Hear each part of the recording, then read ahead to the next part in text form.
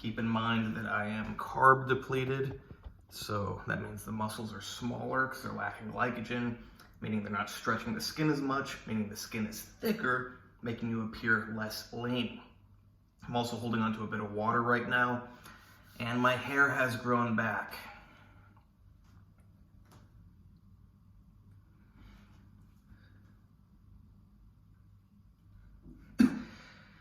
So I probably will do a competition, not this coming weekend, but the one after. So I decided I've got to stop injecting my flank fat because my flank fat gets a bit inflamed.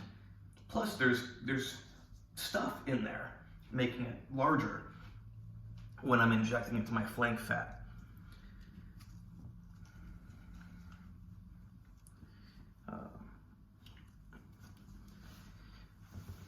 I'm happy with how I'm doing, but it's disappointing for me that I can't be in my peak shape in the weekend after next, because that's the national championship. I'm gonna look way better a month later at 2 smaller competitions. But I guess I'm just doing this for the cool photos. If I could switch those days, I think I would have a really good chance at winning the national championship for my weight class, or second place. Now, why do I not know about first place, and why do I only say really good? Okay, so there's a few things. Number one is, I guess a lot of people would probably try to say this, but in reality, I use a lot less stuff than, unless there's anybody who's natural on stage, I'm using less than them. Most guys are, let's say, using at least 1.5 grams, if not 2 grams. I don't talk about what I use, but it's whatever I'm using. Now let's say I'm using sugar. It would be about 500 milligrams of sugar a day. Now, when you're using 500 milligrams of sugar a day, you don't have those big androgenic shoulders. Now, I don't know how knowledgeable the judges are about what causes the big shoulders, if they think it's training or if they just don't care and they like them. But I cannot compete with those big androgenic shoulders unless I were to do the same things that cause those guys to have the big androgenic shoulders, which I don't do because the sugar I eat is not super androgenic sugar. Sugar is anabolic, as you might know. I like anabolic sugar. I don't like androgenic sugar. That's not good. Sugar shouldn't be androgenic.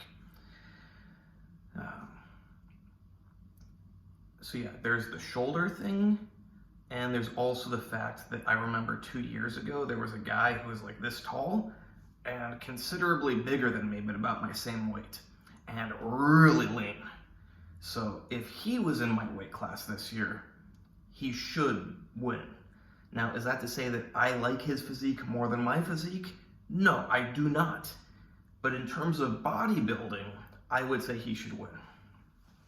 Okay, let's talk about the training, the diet, and everything. So I'm training every day during the week. If needed, I'll do a rest day. Occasionally, that means no working out. But generally what it means is I'll go in, just kind of move things around, light weights, do some abs or something. Like today, I'm gonna do abs and calves because I need to hit them some more, but also I need to give my upper body a break. And I did legs yesterday. So my wrist, today, it's feeling pretty much okay. But even just yesterday, I could not bend my wrist more than like that. Shoulders slightly started to dislocate recently. It's technically it's never fully dislocated. It's done subluxation several times in my life. But I could feel it starting to slip out again. Knees were starting to get a bit beat up, but taking care of it.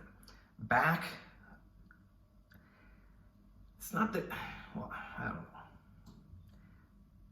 It wasn't doing horrible, but it was getting to that point. I mean, it wasn't, I know how things progress, and I decided I need to give my back a little break. I love squatting. Some people don't like squatting. Some people like to use machines and do. I love squatting.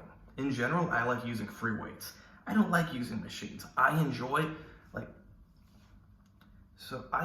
bench press, I enjoy squats, I enjoy deadlift. I can't say that I enjoy dumbbell rows. It's like I like doing them. They're really effective. But for some reason, I can't say that I enjoy them the way I do squat, bench, and deadlift.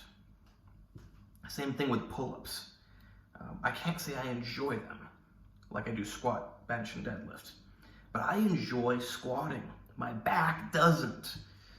So I'm gonna have to do something else. Now the thing is, if you just use the extension machine and the curl machine, you don't work your glutes.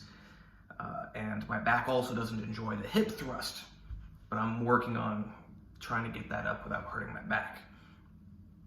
Now perhaps the leg press machine is the way to go. I've never liked the leg press machine. It's awkward. I don't know, it feels like I'm just smashing my abdomen with my legs coming, unless I put them really wide.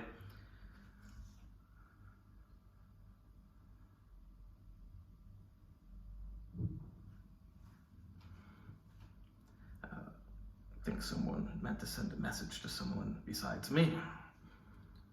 Funny. So yeah, I gotta figure out what I'm gonna do for legs. I've been doing a lot of dumbbell rows. I stopped doing barbell rows a couple months ago because they're just inferior. At least for me, dumbbell rows and pull-ups I'm doing neutral grip pull-ups, just the most comfortable for me, and they're effective. But pull-ups and dumbbell rows, way more effective for my lats and my biceps than barbell rows. Doesn't matter what kind of grip I use, barbell rows just not very effective for me. I've been doing flat bench, got back up, keep in mind I'm dieting, got back up to being able to do 5 reps of 140, and I've improved my range of motion. So this is 5 reps touching my chest, because I spent months purely trying to get the biggest range of motion using dumbbells and using the fly machine before I started lifting heavy for this prep. So that did work for me. I still don't have enough range of motion to comfortably grab a bar behind my head to squat. That's actually the worst thing for my chest. Trying to grab that bar, I kind of tear my chest. Sounds crazy, but it's true. I really gotta just go to a gym that has one of those ones that has like the bars sticking off the bar that go over your shoulders, so you just hold it here. Speaking of my wrist, the second I did that, it's like today I'm like, yeah, I want to do some back. You know, my wrist is feeling pretty good, my shoulder's pretty, and I'm like, yeah, but just yesterday, they weren't pretty good. So don't go today. Give it at least one more day. And I'm right, as I generally am 99.9999999% of the time. Of course, I'm just joking. I don't know exactly what percentages of the time I'm right, but I am typically right. So my goal is to prioritize, what I prioritize is health. However good I can do for bodybuilding, for a bodybuilding competition is second. I prioritize my organ health and my musculoskeletal system health. That means, don't push too hard and tear things. That means taking rest days when needed. That means don't take a bunch of steroids. I'm not saying I'm not taking steroids, but I'm not taking anywhere near how much every other competitor is taking. And that's why I don't have the big shoulders.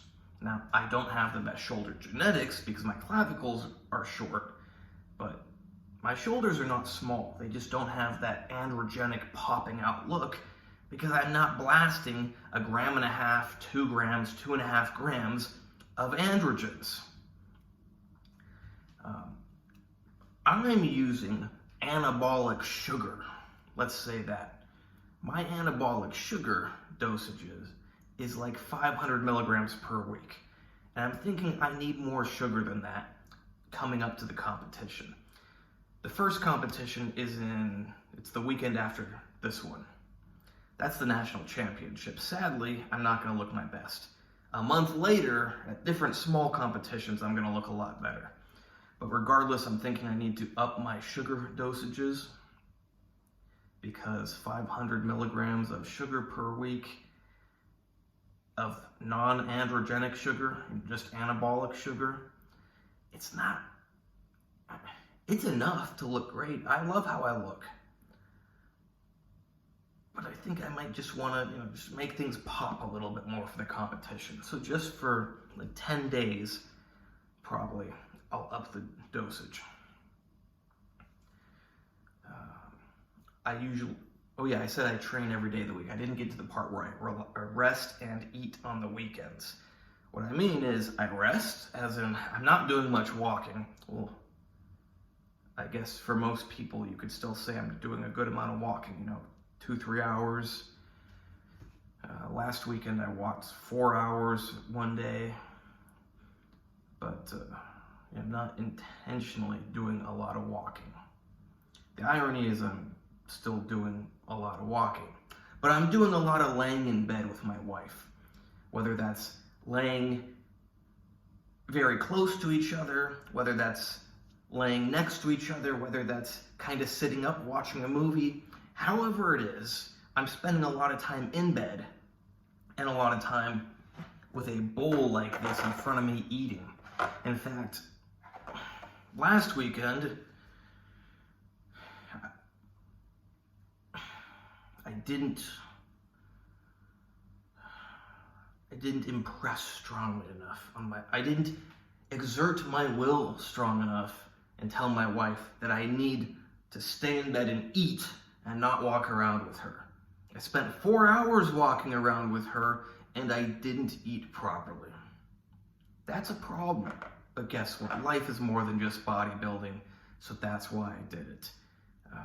I don't remember what I ate before. The whole day got messed up eating-wise. Not just because of the 4 hours of walking. I can go 4 hours without eating. But I don't know, things got messed up. Like, I gotta spend my day cooking, eating. Generally, I have to also clean up after I cook. But that's my wife's job when she's here. That's nice of her. But yeah, when you want to be serious about bodybuilding, it really doesn't go well with a normal life. I guess if you meal prep a bunch of food and you're a quick eater, it could go okay. But I can only meal prep so much food. My oven, I can put 1 glass baking tray in it at a time, and I could eat that all in one sitting. Now, if I'm gonna save it, I can split it up into multiple meals. But in the past, I've generally just ate, 6 chicken thighs all at once. But now I'm, just to get eating down, but spread out the meals. I'm doing like 2 or 3 at a time. So yeah, even if I meal prep, it's only gonna last, maybe 2 days, maybe 1 day. Instead of having to cook every meal of that day, I'm just cooking 1 time per day. Maybe I'll cook, I'll take 1 tray out, put the next tray in, and do that. And I've cooked enough for 2 days, kind of. So meal prep, I don't know. I guess if you got some big oven with multiple racks, you put everything all in there all at once. You prepare everything for a whole week somehow, but I can't do it for a whole week. So yeah, I spend a lot of time cooking, eating, cleaning up after cooking, and the weekends are really important. People think about the training, the working out, the dieting, but even when you're dieting, you need those rest days and those eating days, because if you don't have them, either you're gonna have to work out way less hard, take way more steroids, or you're gonna get injured. That's reality. And I don't want to work out less hard, and I don't want to take more steroids. Not that I'm taking any steroids. And so the solution is I need to have the rest and eating days where my body recovers. They're really important. And I'm stressing it because I don't necessarily want to do that. On the weekend, I would like to just relax, watch a movie, eat some popcorn, walk around, But I gotta make sure, I cook a bunch of chicken thighs or whatever, and I sit there, maybe watching a movie, or I'm a slow eater, so I'll put on I don't like to just sit there and just eat. So I'll put on something with my wife, and we just sit there and I eat for like an hour. So she knows first thing in the morning, I gotta eat for like an hour while we put something on the TV. Then we can walk around if we want, but then we gotta come back and I gotta do it again. And I gotta do it again. And the foods you're eating when you're dieting down for body, whether you're bulking up or dieting down, when you have to eat, not how you want to eat, but because you have to eat that way, it's arduous. So it'd be easy to eat, hamburger and French fries and stuff, but to just eat a bowl of chicken and rice or buckwheat or gigantic chicken salad, and you're doing the same thing every day, even twice a day, that's why it takes an hour to just go through it all. But it's important. I gotta do that. I would say it's easier for me just to not eat for a whole day than it is to try to get all the food in without having excess calories because I'm eating sweets or processed food or fast food. But when you're just eating plain chicken and salads and stuff, I'm lucky I can have all this food. But it doesn't change the fact that I'm spending hours a day eating it. I'm not joking, hours a day. Think if it takes me an hour to go through a big chicken salad rice thingy. I use buckwheat, not rice. But if it takes me an hour to do whatever is needed with that, and I have to do that 2-3 times a day, that's a lot of time. So things are going well. Don't know if there's much more to say. I know it's a long video, but if you're interested in bodybuilding and fitness, hopefully you got something out of this video that can help you, or you found it interesting or something, I don't know.